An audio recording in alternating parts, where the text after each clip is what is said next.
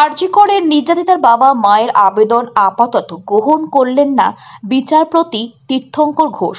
প্রধান বিচারপতির division bench থেকে ক্লারিফিকেশন আনতে হবে, তাদের নজরদারিতে তদন্ত চলছে না।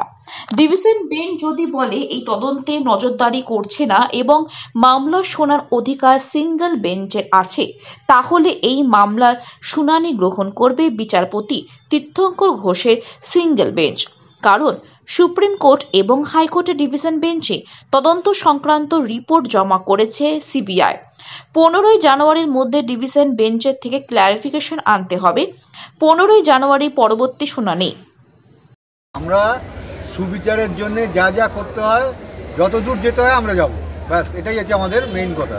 এবং আইনগত ব্যাপারে যা আছে আমাদের লয়ার আছেন, উনি যা বলার একটা বিষয় ক্যামেরা লুক দিন।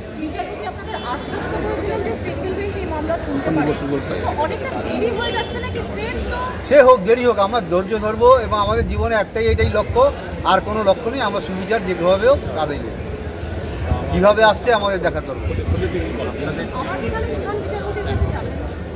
সেটা এখনো আমরা সিদ্ধান্ত নিতে পারিনি, আমরা পরে জানিয়ে দেবো যখন। আপনারা যে সামনে আসা, এটা যদি আপনাদের আমরা যে পিটিশনগুলো দিয়েছি এবং দাবিগুলো রেখেছি, সিবিআই এবং কোর্ট দুজনেই এটাকে মান্যতা দিয়েছে। এটুকুই বলতে পারি। দাবিগুলো না, এগুলো বলে একটা বিষয় গতকাল এটা আমরা জানি না, এটা বিচার বিভাগ বিষয়, আমরা কোনো কথা বলবো। সিবিআই আর বিচার বিভাগ বিষয় ওরা ভালো যা বুঝছে সেভাবে তদন্ত। আপনারা তো তদন্তর এই গোটা অগ্রগতি নিয়ে প্রায় একাধিক প্রশ্ন তুলেছেন যে কোথাও গিয়ে অনেকটা দেরি হয়ে যাচ্ছে না। আমরা বললাম তো, যে প্রশ্নগুলো আমরা তুলেছি সিবিআই মান্যতা দিয়েছে এবং কোর্টও সেটাকে মান্যতা দিয়েছে এবং সেই অনুযায়ী কাজ হবে ভবিষ্যতে।